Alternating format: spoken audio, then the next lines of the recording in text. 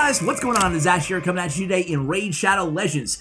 So today, this is going to be a very controversial video. I kind of kid, but I love making videos like this because I'm going to just give it to you straight, at least in my opinion. And that's the beauty with YouTube. It's the beauty of this channel. For example, even yesterday, I put out a video ranking my top 5 4-piece artifact sets, and a few people in the comments really took exception that I did not include Reflux set as one of my top 5 sets. I'll link that video, by the way, if you guys want to check it out in the description below after this one. But, you know, I think that that's the beauty of the game, right? Is there's a lot of champions, there's a lot of artifacts, there's just a lot of components to this game, and everybody has their own opinion, and doesn't mean that mine is any more or less valid than yours or anybody else's. But today I want to give it to you straight. I really only think there are 6 rare champions in the game right now that have true endgame viability. And I know, again, I mentioned it being controversial, kind of half joking, but I think there's going to be a lot of people who say, why isn't Kale on your list? Why isn't some of the starting champions on your list, Ash? And it's because I define endgame as level 21 faction creep. That is the end game, the most difficult part of the game right now. I also define it as Doom Tower when that comes out. So I'm looking at champions that you could actually run with success in the most difficult areas of the game. Now, there's a lot of rare champions, including all the starting champions, including War Maiden, including a few others, I'm sure, that could be on this list if we're just talking about level 20 dungeons. But I'm talking about even beyond that. Now, suffice it to say, the 6 champions that I mentioned in today's video are all great in level 20 dungeons as well. So that's how we defined endgame for the intents and purposes of this video. But you know what, guys? I always say this. When you're going to invest in any champion that you take to 6 stars, whether you're just starting out in the game, whether you're in the mid-game and playing for a few months, you're free to play, you're a spender, no matter who you are, no matter where you are in the game, you should always at least be considering what is their end game potential viability, because champions that are going to survive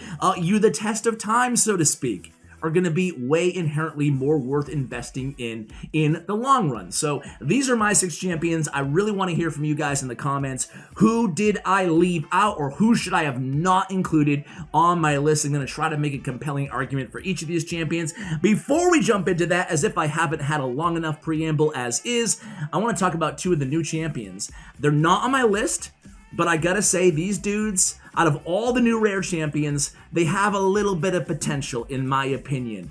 And the first guy is this dude, right? It's Avir, the, I almost say Archmage, but he's the Alch Mage. I guess the Alchemist mixed with Mage. So, very good, Ash, very good. 1 enemy 2 times. Now, he has the strong version, and a 45% with Sniper make it 50% land rate on his A1 for 2 turns. That's really, really solid in the Flask of Vitriol, his A1, okay? Solid. On his A2, attacks all enemies and AoE with the weak version of decreased attack and decreased speed on all targets under poison. So I like his A2 as well on a 3-turn cooldown. And then his A3, check this out, on a 4-turn cooldown, fills the turn meter of all allies by 15% and then heals all allies by 15% of his max HP. His max HP for a rare champion, all his stats for a rare champion are really solid. 16, almost 17k HP, that's like an epic level HP. He has attack doesn't matter for this champion. It does his damage. Actually, it does matter. I might take that all back. His attack is very low, so he's not doing a lot of damage, but it doesn't matter. He's doing a lot of damage off of his poisons on his A1, right? And then, again, his defense is solid. His speed is really solid at 102. So I think this guy has a lot of potential. And again, the other guy I want to mention is actually a guy that I just picked up. These champions are almost all available in events throughout the next week, is Draconis. Draconis is a cool champion, too, and again, not bad on the base stats, 17, almost 18k HP, 100 base speed, not too bad on the defense at 925 for a rare. His damage is based on HP, which I love. He has an AoE heal on his A1, 7.5% of the damage inflicted. You can book it up to heal it a little bit more, get more damage as well. He has a shield, though, on a 3-turn.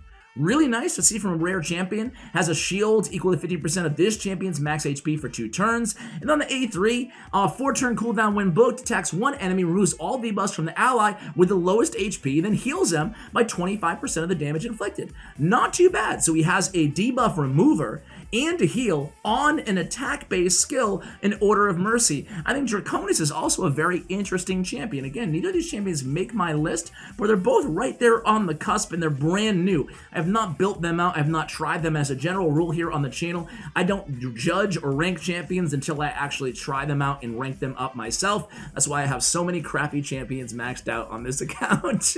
So anyway, guys, let's go ahead and jump into it here. I want to start with the obvious, the most obvious. I think that, you know, how many times do I have to say this about, and where am I? Okay, here we go. How many times do I have to say this about Coldheart? I'm going to keep it short and brief for you guys, right?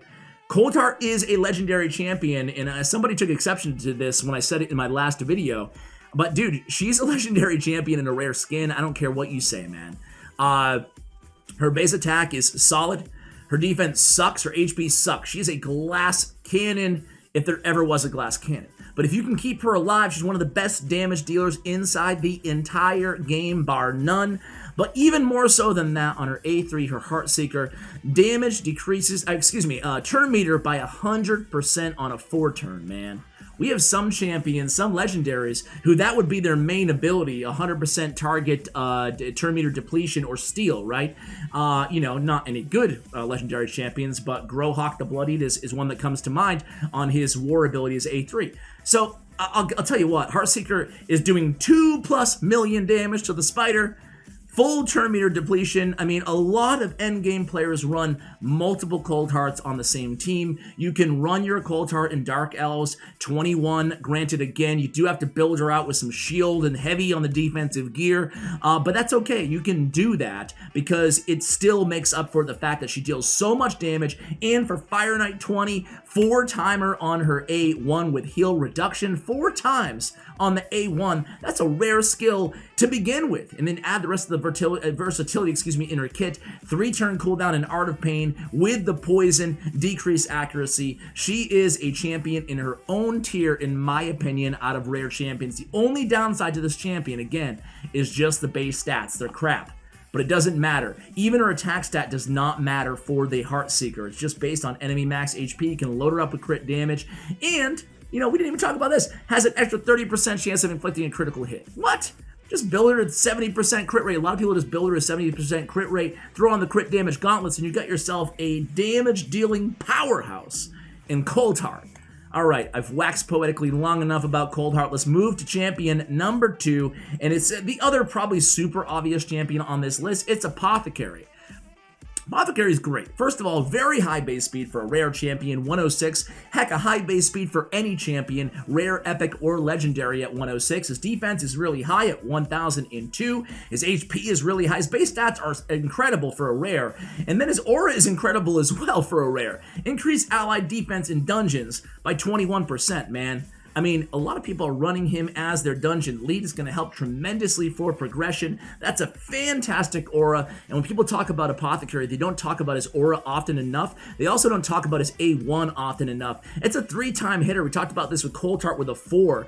But there's not that many champions, especially rares, who have a good kit and a 3 or 4 hitter on their A1. Again, it makes him usable in Fire Knight 20, even though he's not the proper affinity, because the rest of his skills aren't doing damage anyway. The 3 hitter is going to help take that shield down. The rest of his skills are all about heals and turn meter. So Soothing Chant, a great heal, right? It can be critical on a 2-turn. It's amazing.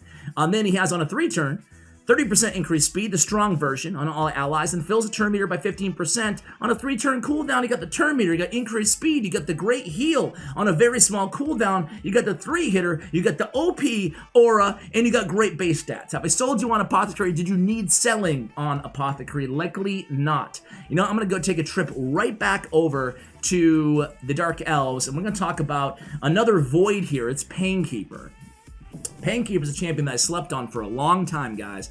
She's endgame viable, man. She really, really is. She carries my Dark Elf 21 team in Faction Wars. She carries my Clan Boss team, or at least she's a big part of my Unkillable Clan Boss team. I'll link that video. It's an hour long with Deadwood Jedi in the description below if you guys want to check it out.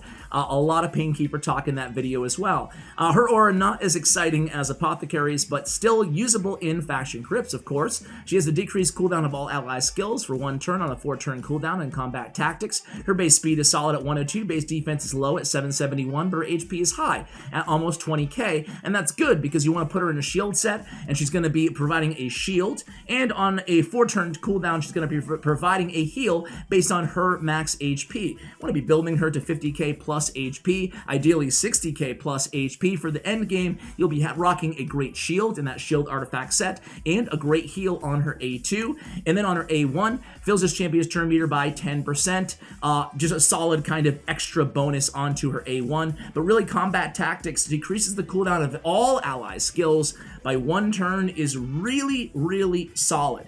It doesn't look that exciting at first glance, especially if you're new to the game. That's why I didn't fully respect her. I was like, well, wait a second here. Isn't that kind of like the really, really watered down seal of magic from Prince Kaimar?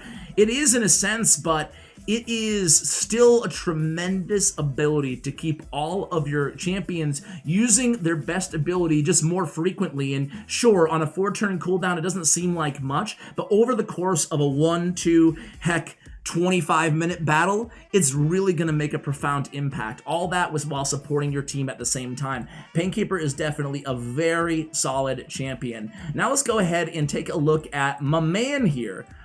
Everybody slept on Seeker for a long time. Not everybody. There's a few of you in the comments. You know who you are, who've always respected Seeker. But you know what? His little brother, who's not that bad of a little brother, is Doomscreech. Doomscreech is an endgame viable champion. He really is, because he's a support champion. He's HP based with a very high HP for a rare champion. When you see a champion that does damage based on HP, who has a very high base HP, 20k plus in this circumstance, you already want to be thinking, okay, this is shield set potential. He can support my entire team in a shield set, and shield sets, remember, are based on his max HP, and they refresh every round of the dungeon. It's like a hack. It's like a cheat code for you guys to do well in progression in dungeons and faction wars anywhere. Doom Tower soon. Man, all these videos are not going to age well when I'm like, Doom Tower someday, fellas. And then they're like, dude, Doom Tower's been out for 1.5 years, bro. Attacks one enemy 2 times. His damage does scale on attack and HP. On the A2, though, check this out, man. Warning Screech is one of the best rare abilities in the entire game of Raid Shadow Legends. Fills the turn meter of all allies by 30%. That's great to begin with. And then places the strong version of decreased defense on all allies for 2 turns on a 3-turn cooldown. Are you kidding me, man? This ability is money in the bank. It really is just tremendous, guys. Don't sleep on this ability. 3-turn cooldown with a 30% turn meter fill with the strong version of increased defense. To put it into perspective for you guys, there's only one other rare champion in the entire game, I think, because I haven't checked all of the new rare champions. But I'm 99% sure, though. There's only one other rare champion in the entire game who has a strong version of increased defense, on a 3-turn. Only one. And there's no turn meter added to it, and that's Marked, the Barbarian. So, Warning Screech is incredible. And then on top of that, it's an AoE on a 4-turn with a shield on himself based on his HP, so more sustainability. This AoE does not scale like his A1 on attack and HP. It scales only on HP, and then damage increases according to this champion's current HP. So, I mean, you add all that together in the shelter ability as well, and Doomscreech is a fantastic champion. He really is end game viable, absolutely. And let's stay here actually for a second. Let's go ahead and talk about our girl Frozen Banshee. So Frozen Banshee is another champion who is a kind of a new addition. Very low HP at 15k. Attack solid, defense solid at 1,000. That's what we're really looking for, especially from an attack-based champion. Rare that we see a rare, forgive the pun, champion with that high defense who's attack-based, okay? So on the A1, has the poison. 2 turns if the target is under poison sensitivity. On the A2, we have the filled turn meter of all allies by 2% for each debuff on the target. And on the A3, she places poison sensitivity. Now, she's a specialist. We made a video about her and Grave Chill Killer that I'll link in the description below, kind of using these 2 champions as a tandem, because Grave Chill Killer, who I think she's right next to her. Yes. She has an ability that places the strong version of decreased defense. The strong version, if they're under a poison sensitivity, right? I believe, just under poison to begin with. but she has the strong version of poison if it's under poison sensitivity. Either way, they're a great combo for Dragon's Lair and for Clan Boss, okay? Poison sensitivity is a new debuff in the game, relatively speaking. It came into the game, I think, the same patch that Frozen Banshee entered the game, but there's not that many champions with that. So Frozen Banshee has that utility, and again, she also has the poisons, the 2 poisons, 1 for each hit, strong version, on the A1 as well, and that's 100% chance on each. So that's a really, really solid champion in Frozen Banshee. She is used in Nightmare and Ultra Nightmare Clan Boss teams. A lot of people use her, even in Ultra Nightmare, so she's definitely a champion you can invest in with confidence. Next up is going to be, who am I forgetting so far? Okay, well, we have one guy right here. I did Doomscreech, Painkeeper, Coldheart, Frozen Banshee, Apothecary. We only have one left, guys. Wow, look at that, man. Here he is. It's Bellower. So Bellower is an interesting champion. Some people don't consider him endgame viable. Others do. Some people are huge fans of Bellower's. Others think that he's a little bit overrated. I think that I'm a huge fan of Bellower. His speed's solid. His defense is all right. A little bit low, but all right. His attack is whatever. His HP is solid, right? So his base stats are okay. But he has something that no other rare champion has in the game, and very few champions overall have in the game, and that is an AoE attack on every single one of his 3 skills. So every single time he goes, he's going to be lending to your team an AoE attack and debuffs. He has block cooldown skills on his A1 at a 30% chance. That's actually a really good ability to have on an AoE on an A1. Again, let me repeat that. Block cooldown skills. Gonna just make them do their A1 on a 30% chance on his A1. That's really, really solid to have on an A1. Mighty Bellow, decreased speed. Weak version on a 3-turn on his A2. AoE attack again. And on the A3, again, AoE attack, decrease defense. So many debuffs on this champion. Granted, the small versions of these debuffs. But again, with so many AoE attacks, he's doing a lot of damage. He can help you clear, waves of bosses. But really what makes him endgame viable is the synergy between Bellower in a stun set, right? Because you have 18% chance. Granted, this is a champion you're going to want to build accuracy on anyway. But keep in mind, his stun set, 18%. And if you have Fearsome Presence, bumps up to 23%, that mastery in the defense tree. I go with Fearsome Presence mastery on my Bellower, and I put him in a stun, and I have almost a 25% chance every single time he takes a turn to stun every single enemy. And stun is the best CC debuff in the game. So guys, there you have it. That's it. War Maiden, Reliquary Tender, Kale, those champions are great, but I fear that I personally believe that their base stats are a little lacking to run in the end game. Now, I'm very open to criticism on this because I know there are plenty of people who have success with those type of champions in even level 21 faction crypts. So I guess I could give them a nod. I mentioned a few of them in today's video, especially War Maiden with the AoE decreased defense.